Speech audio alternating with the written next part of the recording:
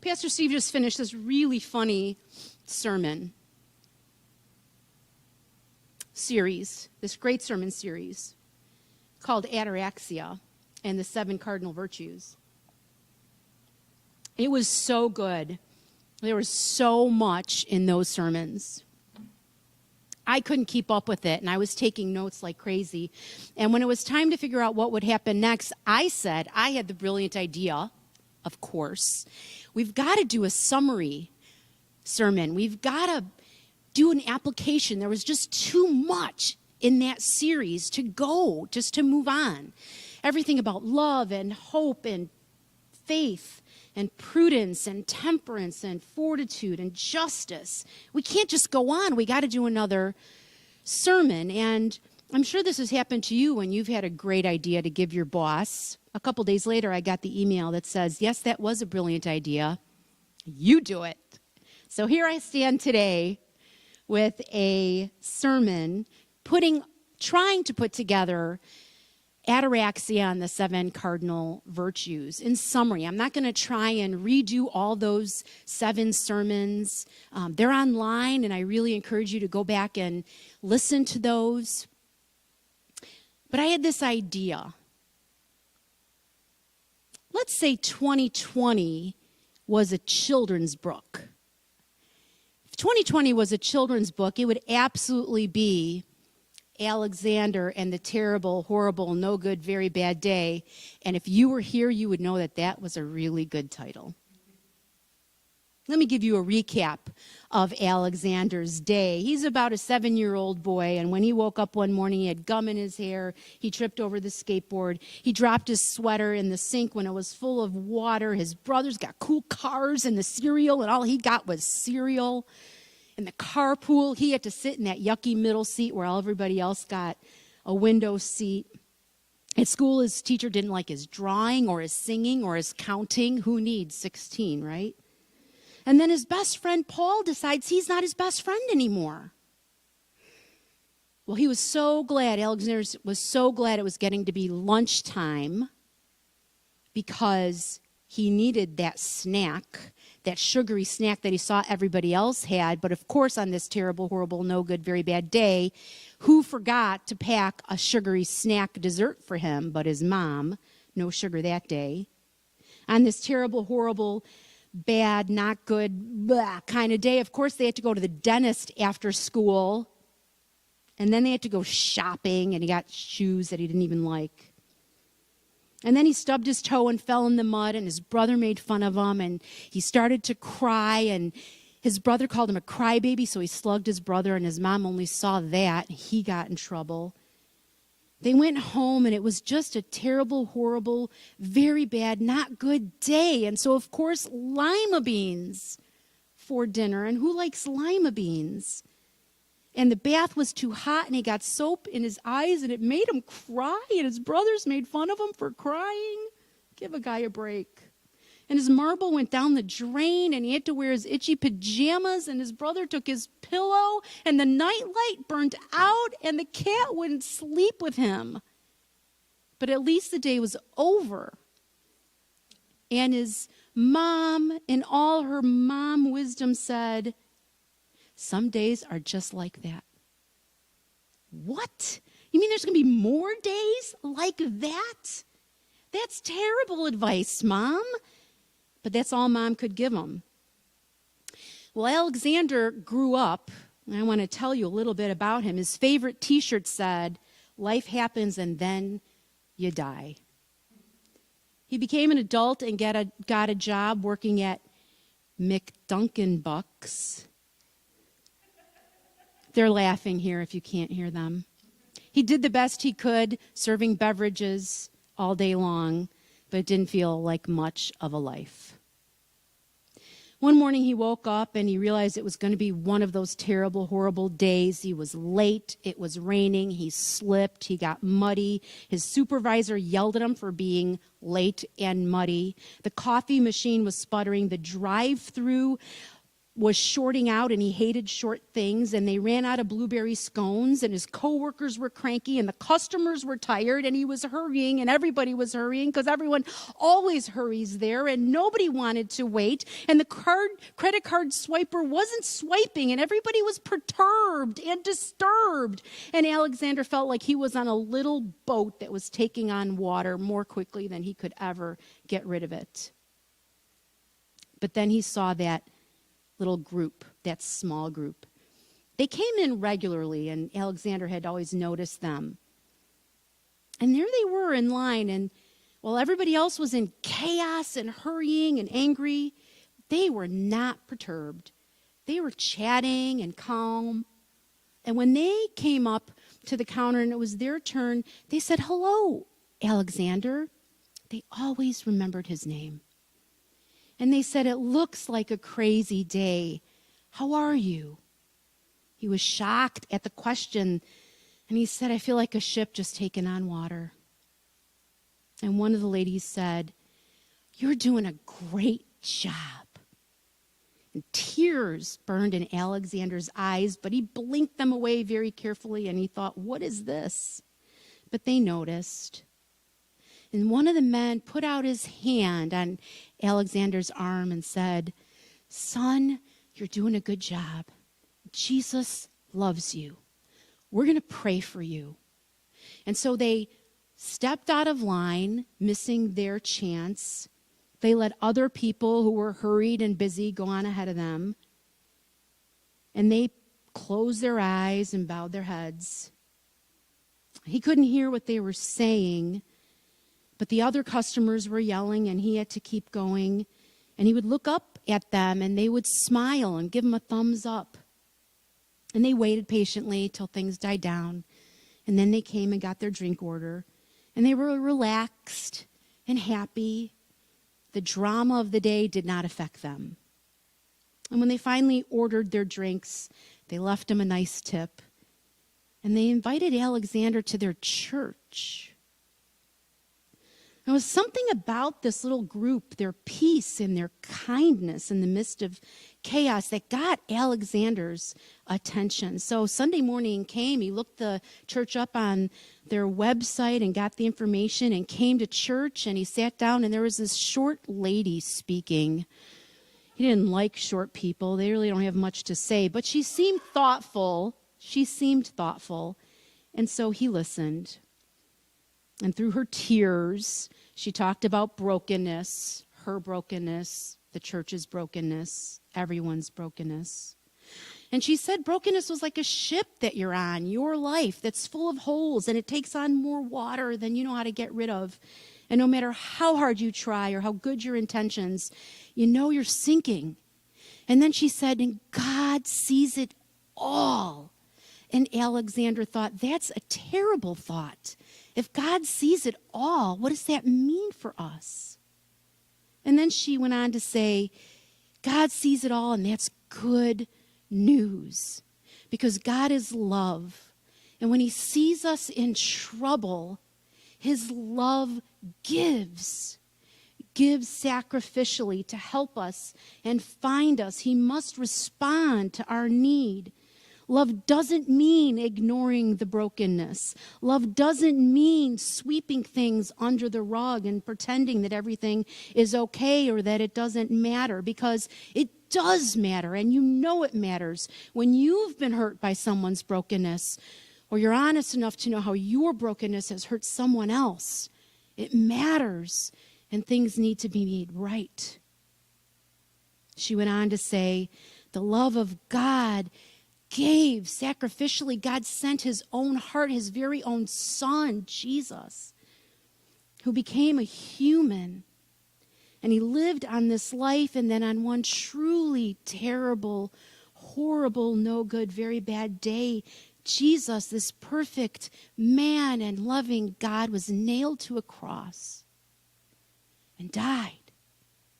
Not for anything he had done wrong, but for all of our sin and our brokenness. But the glory and awesomeness of God is that Jesus, through that death, defeated death. And 3 days later, he was resurrected. He was alive again. And that new life was available to us. This got Alexander's attention, the love of God that would give and sacrifice for him. When church was over, a few very kind-hearted people came over and said hello and asked him about himself. And then one bearded man said, "Did you understand? Are you saved, Alexander? Do you know what today was about?" And he said he wanted this new life. He wanted forgiveness, but what was he supposed to do? And so they explained faith. Faith. They said that God's gift was free to them. It was grace. And the only proper response to grace is faith. Believing and trusting, not blindly, not leaving your brains at the door, but being convinced and persuaded by the evidence of the empty tomb. Faith is the substance of things hoped for, the evidence of things not seen. Faith is kind of like getting out of your own boat, saying, "I have to abandon this ship because it's going down, because it's so broken," and jumping into Jesus's boat, that one that will never sink. And Alexander said, "Yes, I believe I'm broken and a sinner. I believe my ship's going down. I believe Jesus died for me and rose again 3 days later. I'm jumping in his boat. I choose to live in his boat now." Alexander got it, what faith for salvation was, and he left happy and was almost skipping on his way home. He was beginning to understand love and faith. And the very next day, Alexander woke up and was surprised that terrible, horrible, no good, very bad things were happening fast and hard. He got an email about a job he was really banking on that he didn't get. And his girlfriend texted that they were on a break, a real break this time. And his mother called and said, "Grandpa's in the hospital and it doesn't seem good." And Alexander was mad. He was used to these terrible, horrible, very bad, no good things happening. But wait a minute, now he had Jesus. Now he had love and faith. Doesn't that make a difference? Shouldn't that make a difference in the terrible, horrible, no good, very bad things that happen? He was mad. He kind of trounced around during the day, and he finally went off to that church to see if he could find some answers. And he walked over and saw one guy up on the roof working on the heater and air conditioner, and another guy sweeping, and another guy painting, and someone pulling weeds and mowing the lawn. And they saw him and waved and came over to him and said, "Hey, we heard you got saved. Welcome to the family, brother." And they seemed happy and calm and at peace. And Alexander thought they've never really had horrible, terrible things happen to them. He said, "Yeah, I got saved, but I have a question. What about my faith in Jesus? Doesn't that make anything different? Doesn't that make days better? I got slammed with things today, and I have Jesus. Doesn't it make a difference?" They looked at him and looked at each other and nodded their heads and said, "Man, we're sorry things are tough, Alexander. And we can understand why you would think that way. But really, Jesus said when he was here, 'In the world you will have trouble.'" And Alexander said, "And then you die, right?"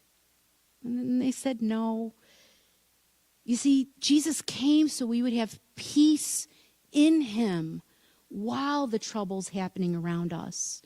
But because we're in him, we could have courage and we could have peace because he overcomes all those terrible, horrible, very bad, no good things." You know, Alexander said, "I want that peace. I really do." And so they said, around here we call that ataraxia. It's the idea of peace, yeah, and being undisturbed and being tranquil. You remember the idea of being in Jesus's boat? The waves and the storms still come when you're in Jesus's boat.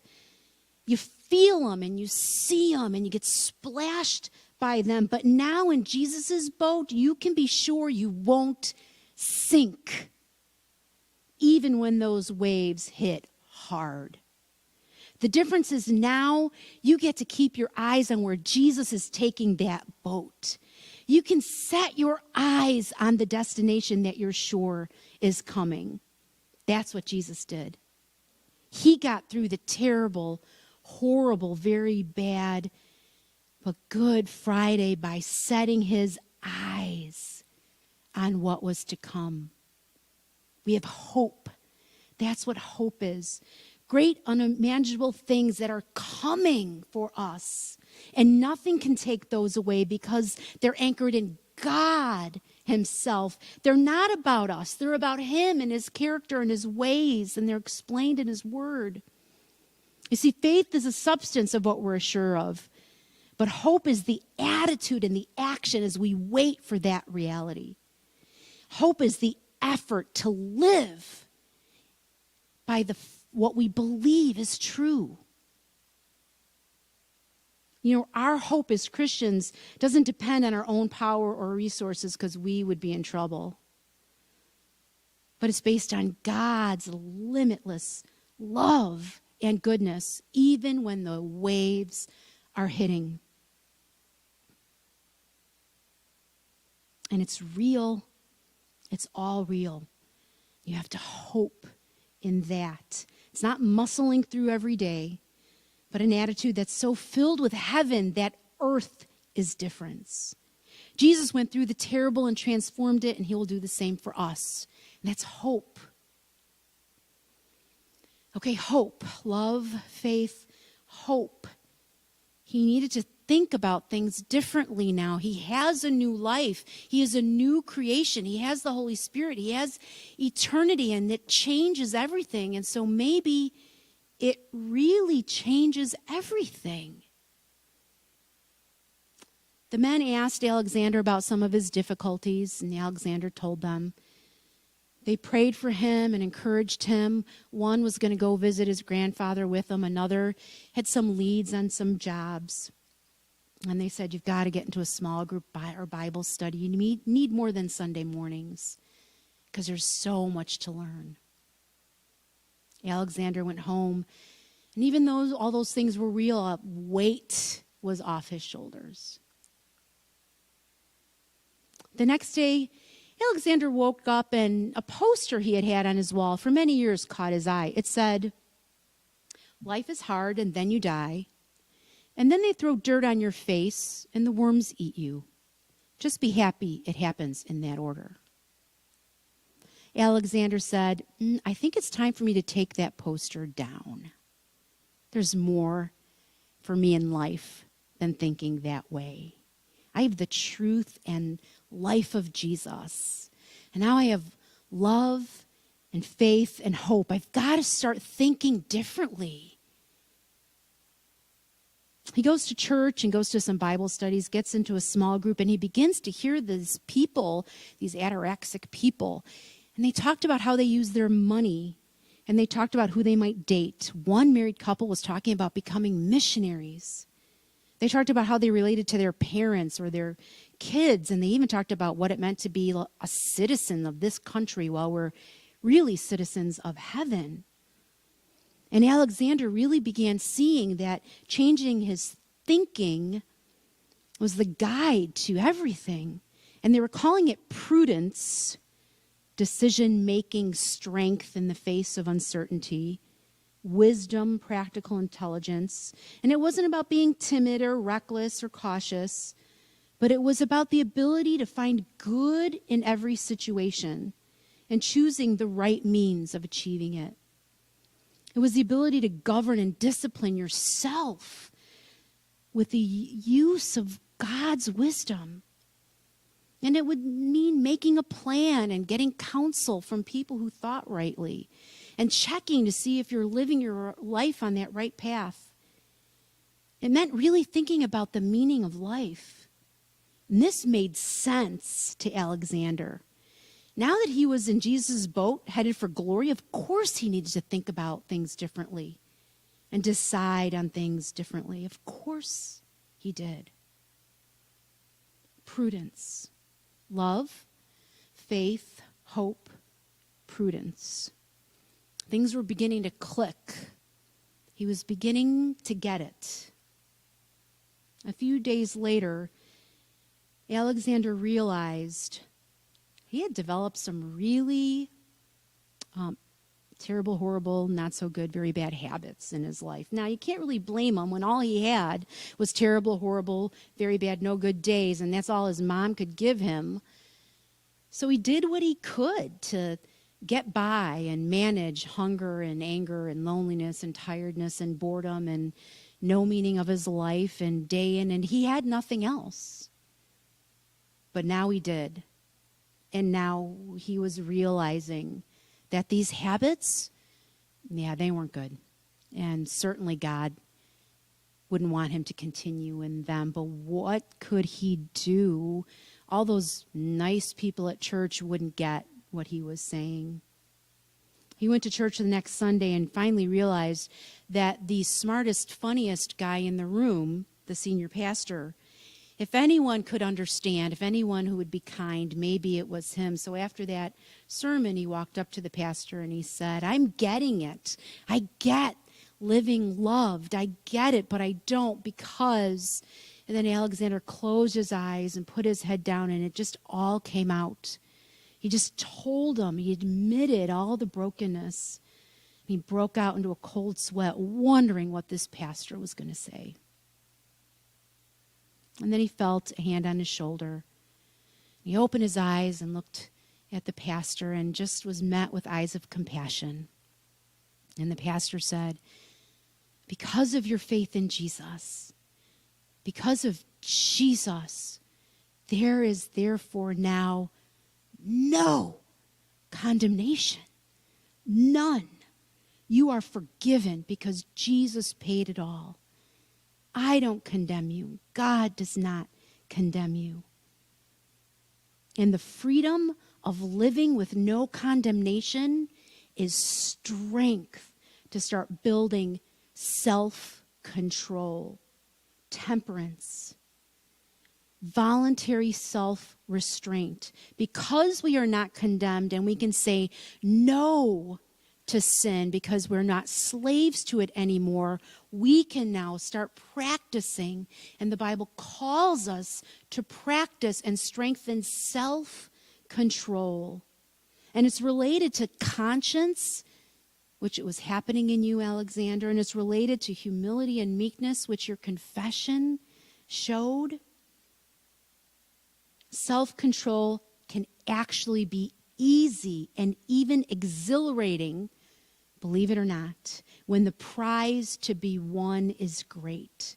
So we say no to sin and yes to this new life God gives us, because it's all because of Jesus. So the pastor said, "Let's do this. Let's fast tomorrow. You fast and I'll fast. Practice saying no.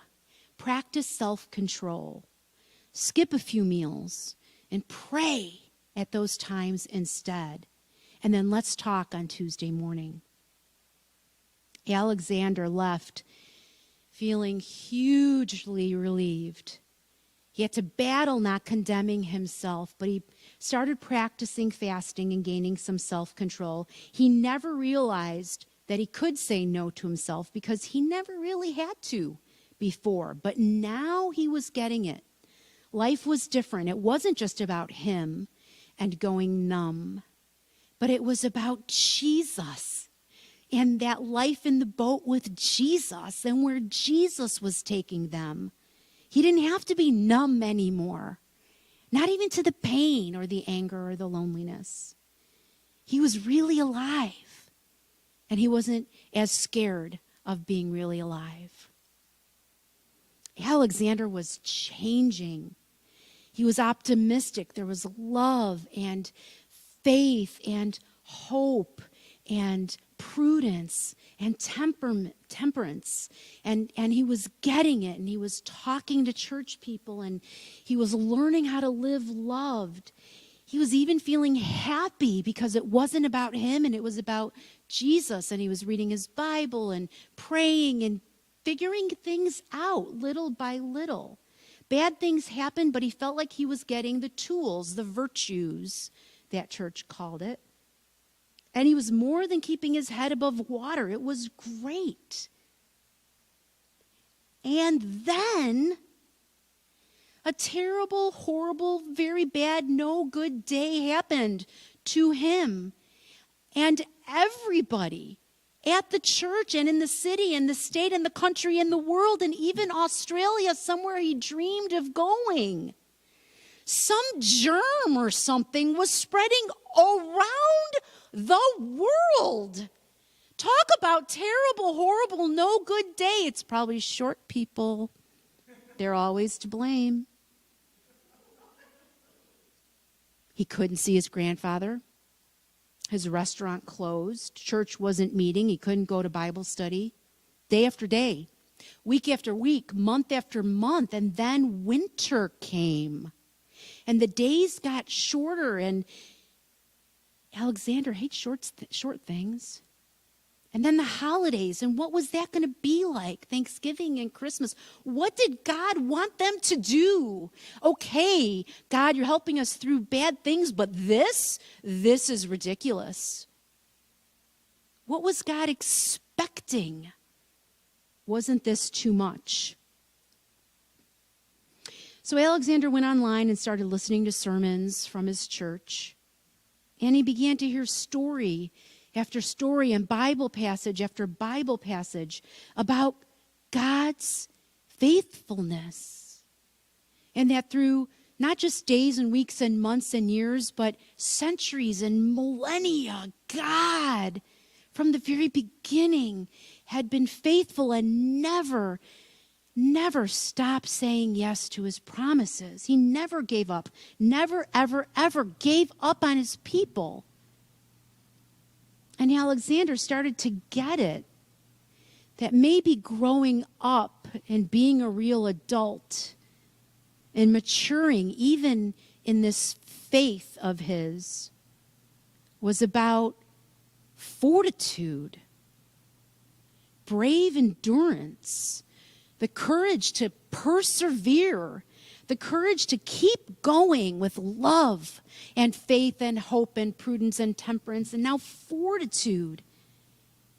It's not just about one battle or one day or one season, but building a life that reflected the love of God. It was about living loved, not just in a moment, but even in unprecedented, hard and strange times, because that's the kind of life that would reflect an eternal and faithful God.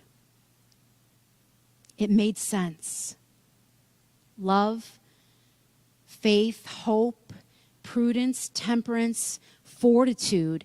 The pieces were coming together. Finally, Alexander's restaurant did open for drive-through and takeout only.